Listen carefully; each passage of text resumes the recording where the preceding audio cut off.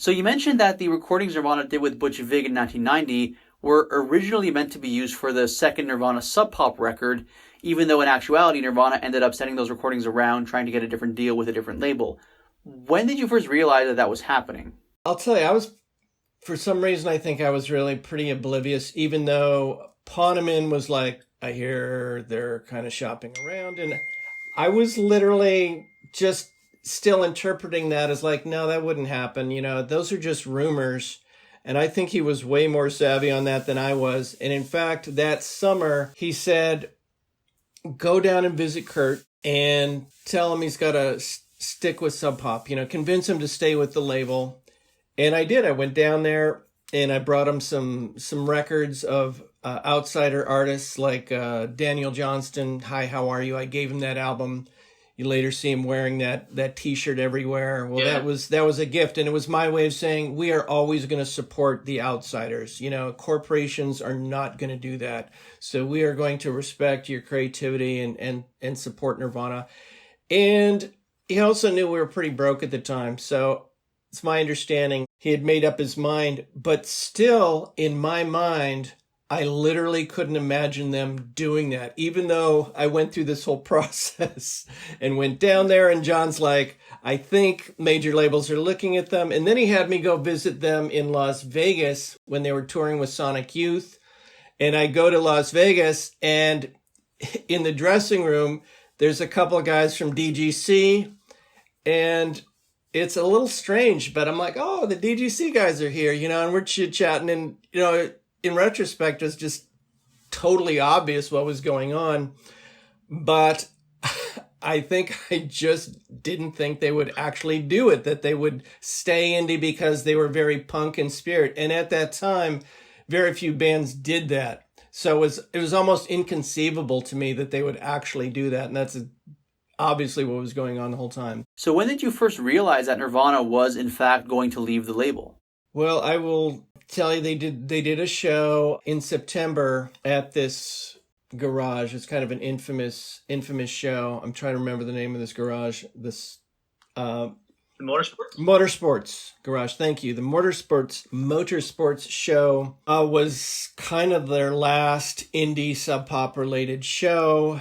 And unbeknownst to Danny Peters, who was drumming with them, they had already decided that they were going to bring in Dave Grohl. I didn't know anything about the Grohl situation. Sub Pop had just put out a single, Sliver and Dive by Nirvana. And Nirvana just kept telling us, hey, we need some time before we put out the album, so here's a single. So that's what they're telling me, right? And I'm just taking that at face value. So it was right after that show, somebody basically said, we're seeing Nirvana riding around in limos. You know that, right? Everybody's courting them. And I'm still like, no, it's not happening. It was just like this weird psychological thing. And finally somebody said, dude, they signed to DGC. And I think I kind of snapped. I remember being just profoundly sad, like that it sunk in that, yes, this is happening. It's kind of like you hear maybe your girlfriend's cheating on you and you're like, no, that wouldn't happen. And then next thing you know, you don't have a girlfriend anymore. It's a little bit like that, and the mind does funny things when it doesn't want to deal with reality. But then, obviously it has that Cinderella ending when they blew up and it kind of, saved the label. Yeah, right? It does. So it really worked for everybody in a way. But see, there's just so many layers to the story. And this is where I'm going to get a little sad here, is that they blew up, and from a business point of view and a cultural point of view is tremendous.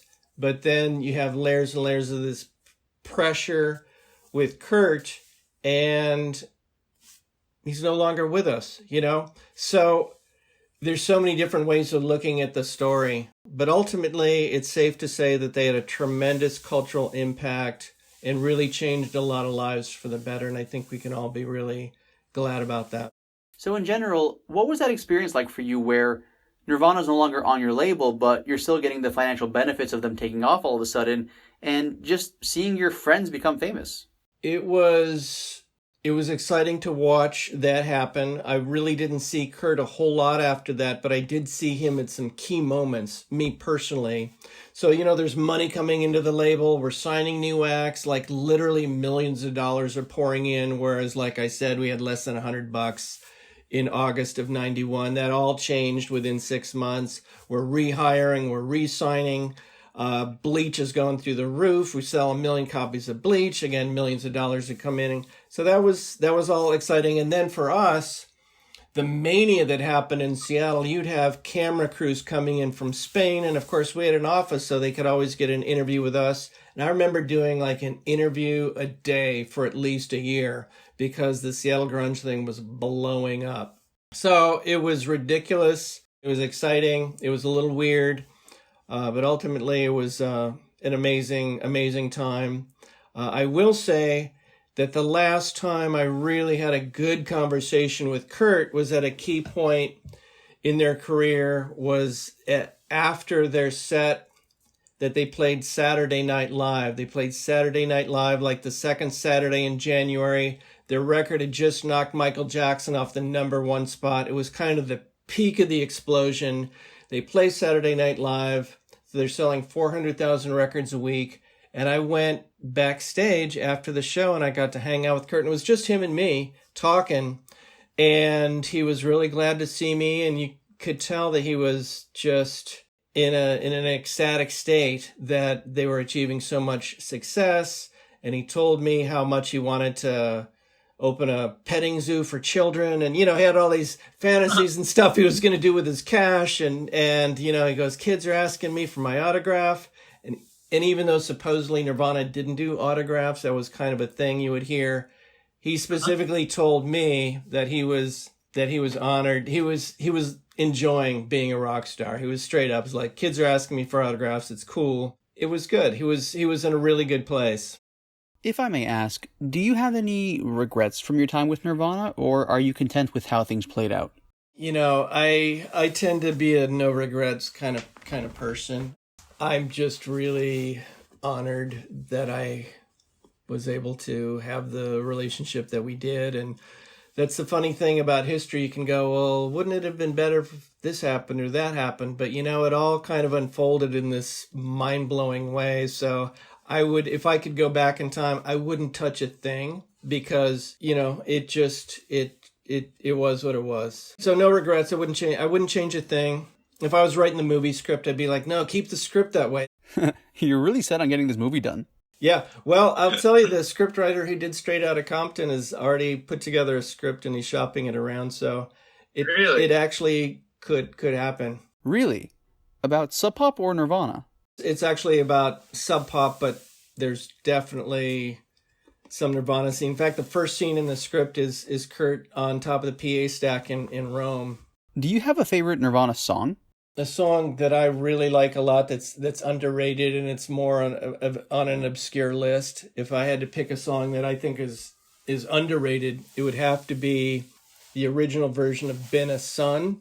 After they did Bleach, we put them back in a studio with the producer Steve Fisk and they recorded 2 songs, Stain and Been a Son. And then we released a 12-inch EP, right? I finally got my EP out there with Love Buzz and Big Cheese on the other side. And that came out in England. So when they toured the UK in 89, this is when Kurt kind of had his breakdown and we did the Lame Fest showcase and they totally blew everybody away. We had that EP out and on that EP has this song called Been a Son. There's a couple different versions out, but the original one I think sounds great. And it's one of my favorite songs and I just recommend people check it out. Thanks for watching, guys. If you like what you see, make sure to subscribe for more. All the videos on this channel are original. I'm the one conducting all the interviews and editing all the videos together. So if you guys like what you see and you want to support, the best way to do so is honestly just to subscribe. Lots more to come.